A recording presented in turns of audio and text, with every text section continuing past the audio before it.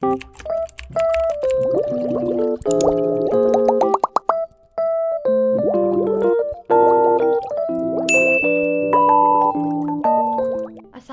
warahmatullahi wabarakatuh. Halo, ketemu lagi dengan saya Nia Endermaibira. Kali ini kita akan membahas tentang kepemimpinan sekolah efektif. Apa aja yang akan kita bahas pada pertemuan kali ini? Pada pertemuan kali ini kita akan membahas tentang konsep kepemimpinan, faktor yang mempengaruhi perilaku kepemimpinan, teori kepemimpinan, syarat dan prinsip kepemimpinan pendidikan, fungsi kepemimpinan, kepemimpinan kepala sekolah yang efektif, kunci sukses kepemimpinan, dan gaya kepemimpinan. Langsung materi yang pertama, yaitu konsep kepemimpinan. Kepemimpinan adalah kemampuan atau usaha seseorang untuk bisa menggerakkan seorang atau tim maupun sekelompok agar mau bekerja sama melaksanakan tugas yang telah diberikan kepadanya dan mampu mendorong orang atau karyawan untuk membuat hal yang positif dan meminimalisir perilaku negatif, serta mampu mengembangkan dan memanfaatkan potensi atau sumber daya yang ada di dalam sebuah organisasi untuk mencapai tujuan secara efektif dan efisien. Selanjutnya yaitu faktor yang mempengaruhi perilaku kepemimpinan.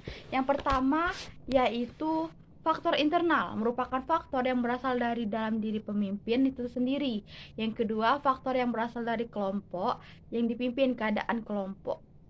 Yang ketiga, faktor lembaga yang dipimpin, seperti jenis dan tujuan sekolah atau kurikulum.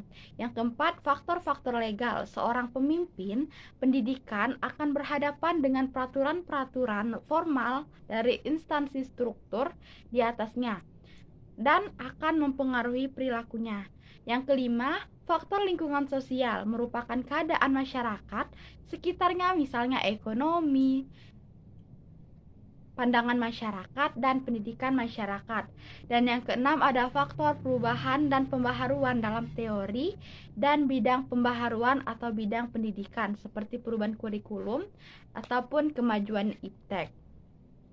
Teori kepemimpinan pada umumnya berusaha menerangkan faktor-faktor yang memungkinkan munculnya kepemimpinan atau sifat dan bakat alam yang dimiliki pemimpin.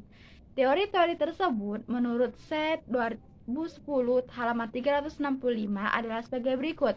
Yang pertama, teori orang terkemuka, yaitu dari Great Man Theory, teori lingkungan environment theory, yang teori pribadi dan situasi personal situation theory, teori interaksi dan harapan interaction expectation theory, dan yang terakhir teori humanistik. Syarat dan prinsip kepemimpinan pendidikan. Syarat dan proses seorang pemimpin pendidikan adalah sebagai berikut. Yang pertama, seorang pemimpin harus memiliki kepribadian yang terpuji, antara lain periang, ramah, bersemangat, pemberani, murah hati, spontan, percaya diri, dan memiliki kepekaan sosial yang tinggi. Yang kedua, paham dan menguasai tujuan yang hendak dicapai dan mampu mengkomunikasikannya kepada bawahan dan stakeholder. Yang ketiga, memiliki wawasan yang luas di bidang tugasnya dan bidang-bidang lain yang relevan. Dan yang terakhir, berpegang pada prinsip-prinsip umum kependidikan yang meliputi konstruktif, kooperatif, kreatif, partisipatif, pendelegasian yang baik, proporsional, memahami dan menerapkan prinsip kepemimpinan Pancasila yang dikembangkan Ki Hajar Dewantara. Di sini fungsi-fungsi kepemimpinan itu ada 5. Yang pertama, fungsi instruksi. Fungsi ini bersifat komunikasi atau satu arah. Pemimpin sebagai komunikator merupakan pihak yang menentukan apa, bagaimana, bila mana, dan di mana perintah itu dikerjakan agar keputusan dapat dilakukan secara efektif. Yang kedua, fungsi konsultasi. Fungsi ini bersifat komunikasi dua arah. Konsultasi ini dimaksudkan untuk memperoleh masukan berupa umpan balik atau feedback untuk memperbaiki dan menyempurnakan keputusan-keputusan yang ditetapkan dapat terlaksanakan. Yang ketiga, fungsi partisipasi. Dalam fungsi ini, pemimpin berusaha mengaktifkan orang-orang yang dipimpinnya. Partisipasi tidak berarti bebas. melakukan semaunya, tapi dilakukan secara terkendali dan terarah, berupa kerjasama dengan tidak mencampuri atau mengambil tugas pokok orang lain. Yang keempat, fungsi delegasi. Fungsi ini dilaksanakan dengan memberikan pelimpah wewenang membuat, menetapkan, atau keputusan baik melalui persetujuan maupun tidak dari atasan. Dan yang terakhir, fungsi pengendalian. Fungsi ini bermaksud bahwa kepemimpinan yang efektif mampu mengatur aktivitas anggotanya secara terarah dan dalam koordinasi yang efektif sehingga memungkinkan tercapainya tujuan bersama secara maksimal.